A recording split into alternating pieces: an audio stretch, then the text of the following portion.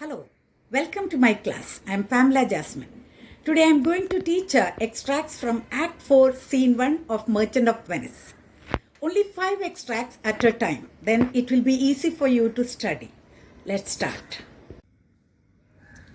And pluck commiseration of his state from brassy bosoms and rough hearts of flint, from stubborn Turks and Tartars, never trained to offices of tender courtesy. We all expect a gentle answer due.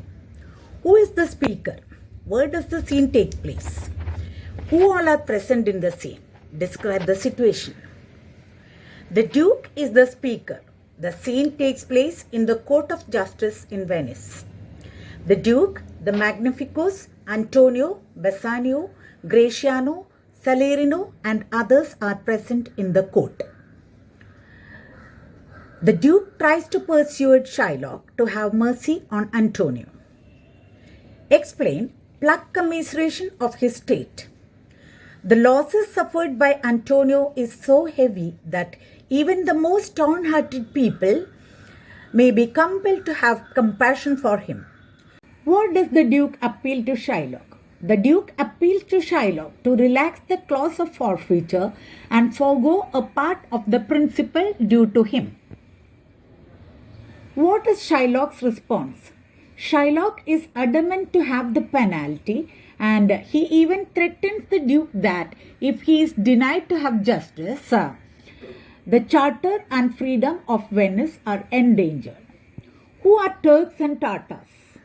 Turks and Tartars are considered as the most hard-hearted people who are trained only to fight, and they never have compassion for anyone.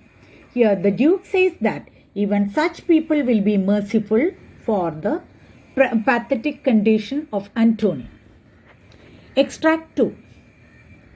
As to offend himself being offended, so can I give no reason, nor I will not, more than a lord's hate, and a certain loathing I bear Antonio, that I follow thus a losing suit against him.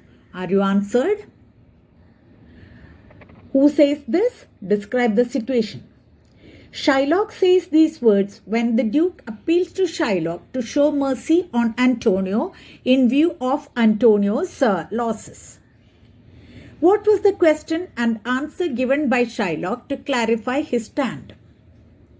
Shylock himself asked the question which should have been asked by the Duke, that why did he demand a pound of decaying flesh instead of 3,000 ducats? Human passion or attitude may not have a proper reason. He bears a deep-rooted hatred for Antonio and wishes to kill him. Next, which are the examples given by Shylock to clarify why he demands a pound of flesh from Antonio? Shylock says that some people may not like roasted pig, or others may turn crazy to see a harmless cat which is necessary for household, or another cannot tolerate the sound of bagpipes. There is no proper reason for an individual's likes and dislikes. Why does Shylock call it a losing suit? Antonio has borrowed 3,000 ducats from Shylock on an agreement that he will repay the money in 3 months, or Shylock can take a pound of flesh from Antonio. But Antonio could not repay it on time as he has lost all his ships. Now Shylock does not want the money but a pound of flesh which is worth nothing. Thus it is a losing suit. Who responds to Shylock's explanation? Bassanio responds by saying that this is not the proper answer to justify his cruelty and hatred for Antonio. Next extract. You may as well do anything most hard as seek to soften that than with what is harder. What does Antonio mean? Describe the situation. Antonio says these words to Bassanio, who tries to soften Shylock's attitude towards Antonio.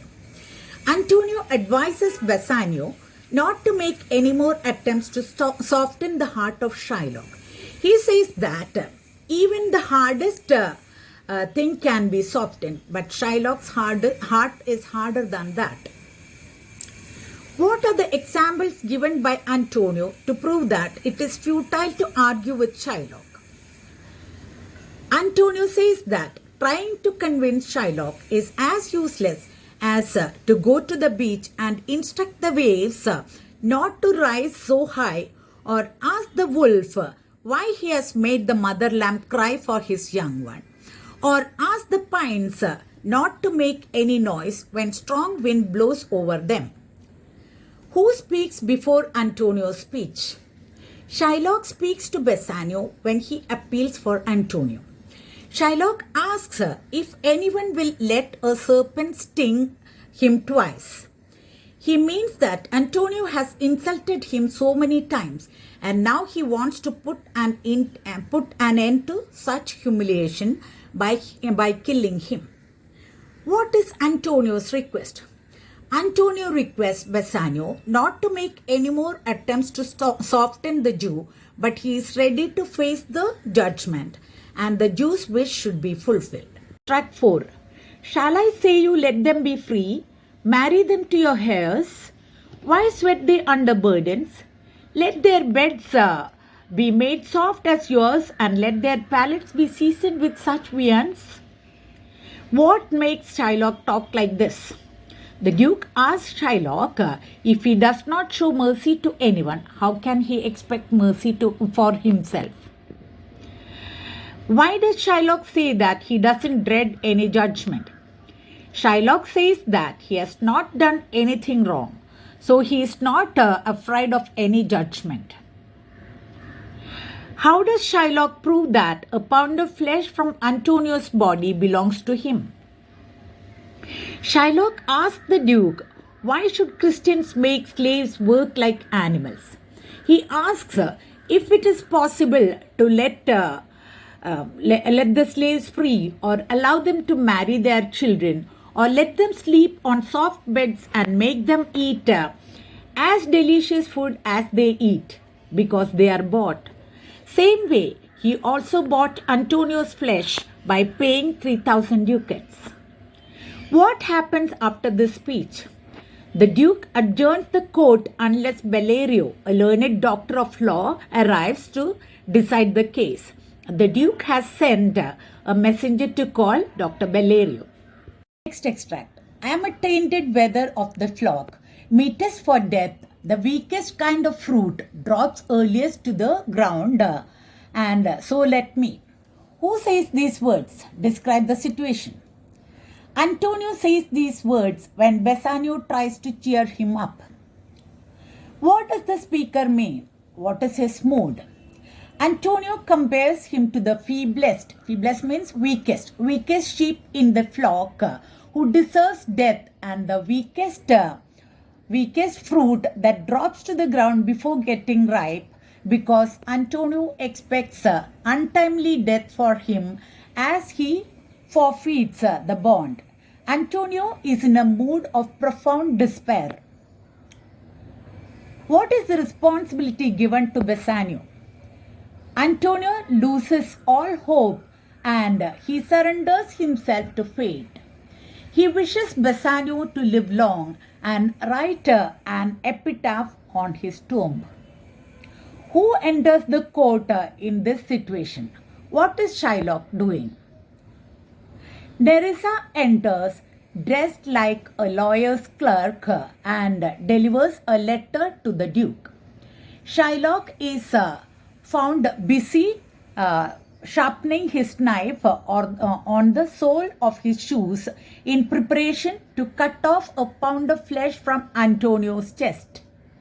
5 extracts are done, and I'll come with another 5 in my next video. If you like this video and find it useful, please like, share and subscribe. Thank you for watching. God bless.